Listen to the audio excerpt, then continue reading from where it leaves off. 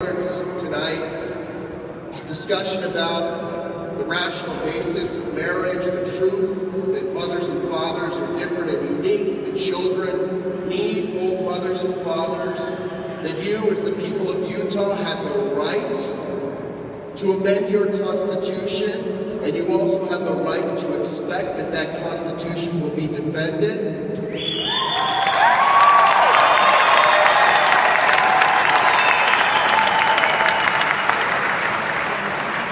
What I want to talk about tonight is a lie that we hear time and time again in the media.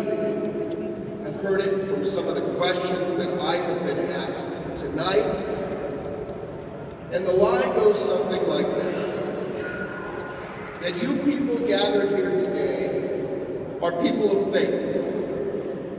And your faith is coloring your view of public policy. Your faith is having an effect on what you think is in the best interest of society, and that somehow that is wrong. Is that wrong? No. What I want to ask each and every one of you to do tonight is to remember who you are. Remember our history. Not all of us here may be of the same denomination. There are Orthodox Jews, Muslims, Hindus, Sikhs, people of no religious denomination that understand that marriage is by definition the union of a man and a woman, and it demands a defense. But I will say it's pretty likely that those of us here share some respect for our Savior Jesus Christ.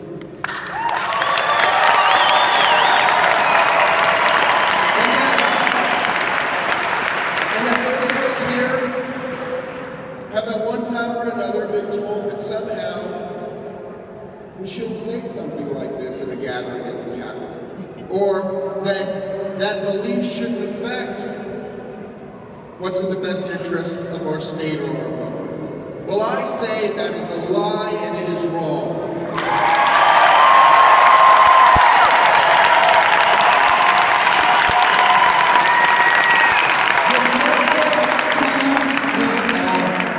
Throughout history, people of faith have stood up against gross injustices, stood up for true civil rights, going all the way back to Rome, where human beings were treated as if their value was nothing more than being thrown together in combat to kill one another so that people could watch them and get some sort of enjoyment. Christians stood up and they said, no.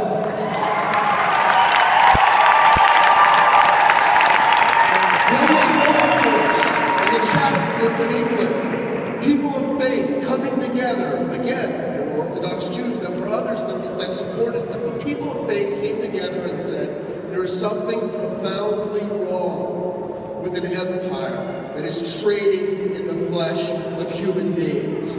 We will organize. We will fight. They were laughed at. They were mocked. In Parliament, it was said that there was no chance whatsoever that the slave trade would be halted. William Wilberforce did not live to see the day. What did he do? He kept on fighting for the truth. And once he was gone, the slave trade was abolished.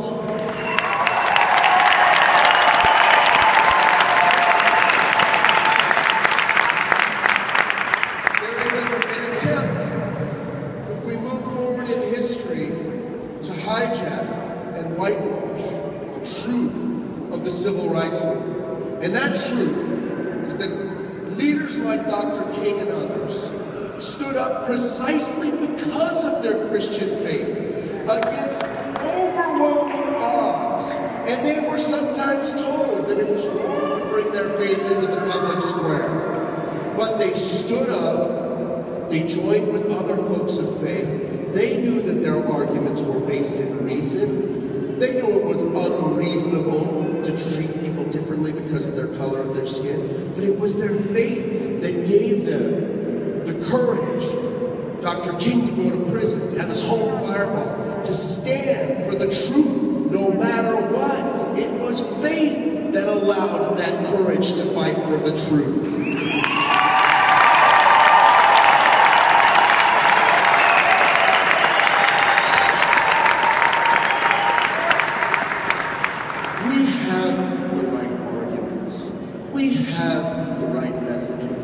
seen them. You've seen them with people holding up the placards about kids needing a mom and a dad. We know what is at stake. But what we need are everyday heroes who know where they come from, who know what we've been through, who realize that we are standing up for the civil rights of all when we stand up for the truth about marriage, that we cannot stay behind the four walls of our churches, be told that we need to be silenced when we enter the public square, all that talk needs to stay in our churches, that we cannot accept being silenced, that it does no one any good, that we have a moral right, nay, obligation to stand for the truth in and out of season, no matter how difficult it is, that being called a few names for standing up for marriage, having folks attempt to silence us. This is a very small price to pay to be allowed to play a part in this most critical fight to defend God's institution of marriage and family.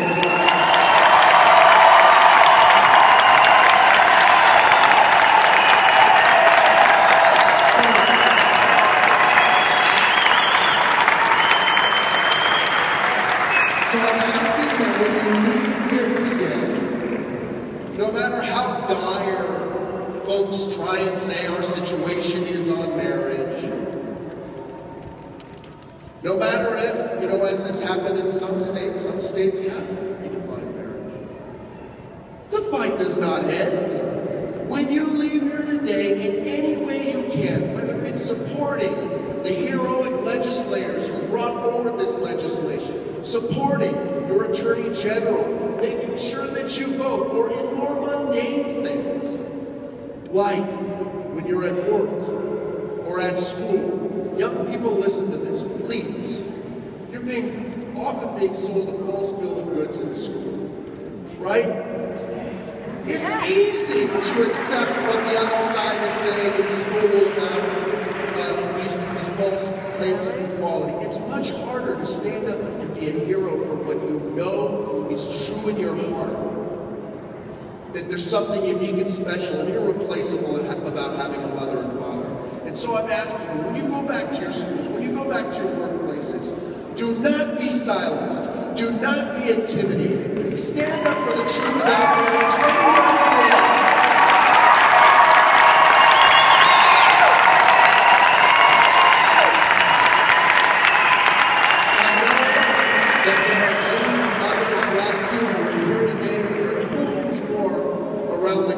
Cheering on, looking at what you're doing.